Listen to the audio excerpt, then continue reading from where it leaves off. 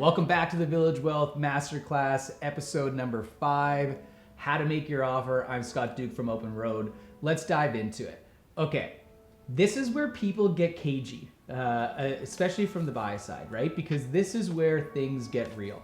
You've done your pre-diligence on the business, you've looked at the financials, you've looked at the recasted information, you've gotten as much as you can from them after everyone's signed a non-disclosure agreement, so they're sharing the information.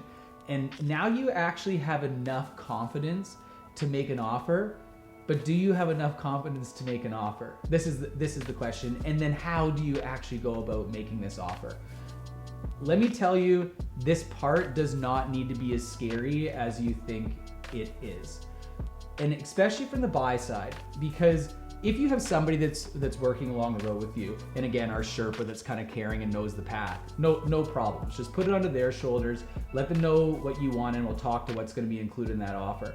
But you let them know what is going to be included in that offer, and they're going to do that work for you. If you're going on the road by yourself, then my suggestion at this point is you already have your lawyer that you introduced yourself to and started to build that relationship. Now you're going to trigger your lawyer and you're gonna have to spend some money. It's gonna burn a little bit of your cash at this point, and they're gonna put together that offer for you, that letter of intent. And it's gonna be structured in a way that everybody's comfortable with because your lawyer drafted it, and now you have the documentation that you can fire off to the other party and start the negotiations. This is what you need to remember. This is a starting point. When you put that offer in, do not expect it to be accepted. There is a 100% chance that that offer is going to get rejected.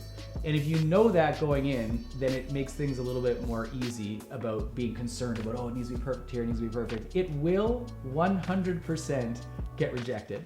And if it doesn't get rejected, then it means you messed up. You messed up because you went in too high, right? So what you want to do is you start the conversation at a point. You make your offer where a conversation can be started on the lower side of the spectrum. You need to anchor that party at a lower point. That, I think, is the primary reason for putting in the letter of intent. It is, I'm serious, I'm a serious buyer, I've spent some money with a lawyer, I've gotten a letter of intent put together, and I'm interested enough in your business to do this work and actually put it in writing and put my signature to it. But do not kill yourself on that first offer by going in at I'm gonna try and guess what they're gonna accept.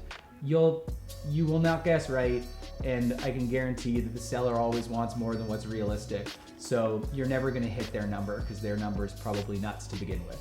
So go in at what you think the company, where you think you can make the offer to start the conversation. That's where you wanna go. Now let's talk about the fundamentals of a letter of intent and what should be in it. So really, at the end of the day, just so you know, the only thing the seller cares about is the price. That's it. That's what they care about the most. Sure, they care about the terms, but the first thing they're gonna do when they look at your offer is what's the price and when am I gonna get it, right? So those are the two pieces that are important. For you, what's important is that you have as much laid out in that offer and the time frame that each thing is gonna happen as the deal progresses. So let's talk about the things that are fundamental. The price is fundamental. The timing on the deal is fundamental. When's it actually going to close? The amount of the window of time that you have open for diligence and the conditions that you have on the offer these are all critically important. The conditions may be conditional on financing. It's going to be conditional on inspection. It's going to be conditional on a quality of earnings report, like whatever you want to make and your lawyer wants to make the deal conditional on. The other thing that's incredibly important to have in this, and oddly I see missed a fair amount, and if it's missed and we're representing the seller and the buyer puts it through, we're not putting our hand up and saying, hey, you guys didn't cross your T here. That's not going to happen. So you want to make sure, and again, this is why it's good to have an intermediary or a transactional attorney, because these things won't get missed, is you want to have an exclusivity clause in the agreement. So the exclusivity clause just binds the other party to only working with you. So if they're going to agree on this offer that you put in, and by the way, like I said, the first one's going to get rejected. It's going to have some bounce back and forth. But if they agree on it, then they become exclusive to you. So they can't work with any other parties. They can't negotiate with any other parties. They likely can't even market the business anymore. It's like they're now working directly with you, and everyone's skin is in this game as we move forward and go through diligence. So that's important. The second thing that is that people will sometimes miss, or misconstrue or get concerned about, and this is why they don't want to put offers in the first place, is these offers are non-binding.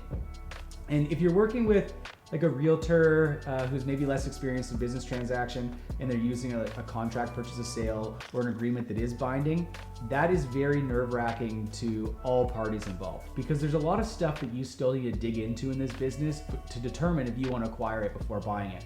So making your letter of intent, and if you're working with a lawyer, they're going to do this just because this is how it's done. But they're going to make the agreement non-binding. So there'll be a couple terms that are binding in it, exclusivity being one of them, and the conditional on, like these things need to be binding. But the agreement in whole is non-binding.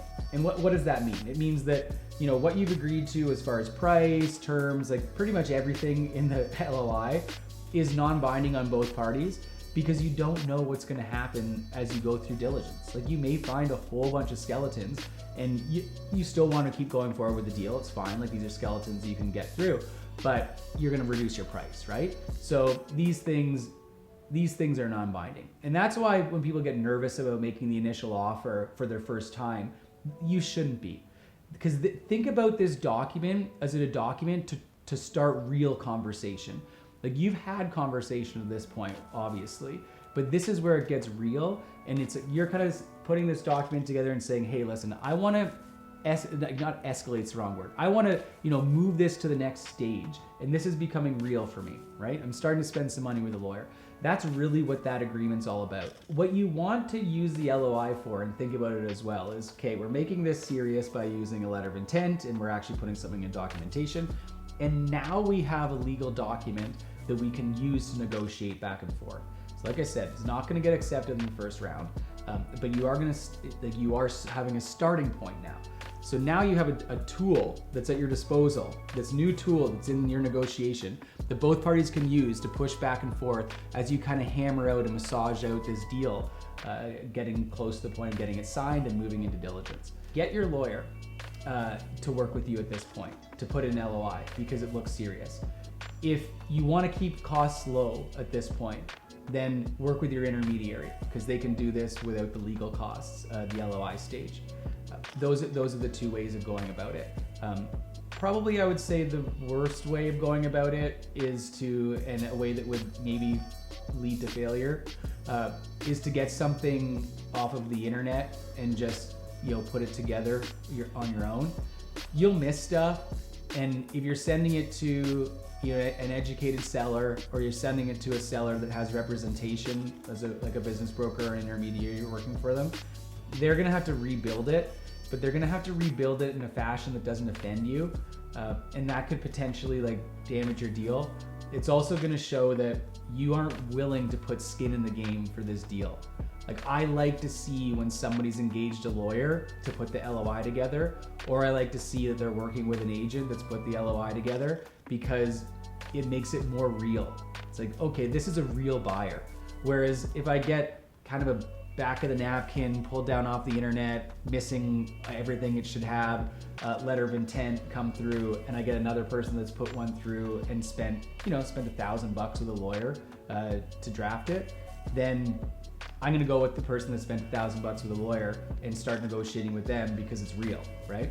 The other thing it does is it allows you this moment in time, if you haven't built a real strong relationship with your legal counsel yet, spending some money with them for the LOI stage tells them that you're real. And it gives them confidence that for them it's worth investing their time in your transaction, right? It allows you to build a better bond with them at this point in time, and it also allows them to become more connected with the deal, because they've put that LOI together and they've talked to you about the different things that you should have in it. There is one more thing I need to say on this. Be very careful about the price that you put on this. Whatever price gets signed on the LOI, the purchase price, it is almost impossible to move it after. So, and this is just because of a bias with humans. So once we've told them they're gonna get something, it is very difficult to retract what they're gonna get, right? It's like, you're gonna get $1 million, and after diligence, no, you're gonna get 800,000. They've already spent in their mind that $1 million. They've already seen the $1 million written on their lottery ticket. So very difficult for them to move after that. A seller might even want to just say, forget it. You're going to try and move the price. I'm going to go find someone else that's going to pay that amount because it's been embedded in their mind and you embedded it in their mind. So be very careful about that total purchase price, because once it's signed off on, it is almost impossible to reduce and keep the deal alive.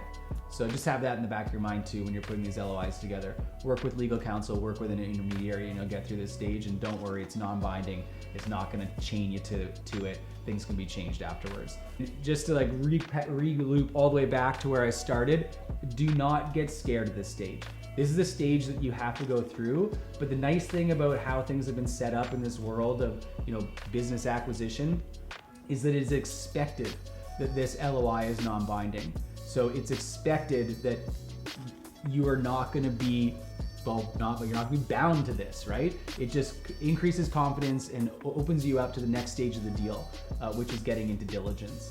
All right, see you in the next episode number 6 of the Village Wealth Masterclass.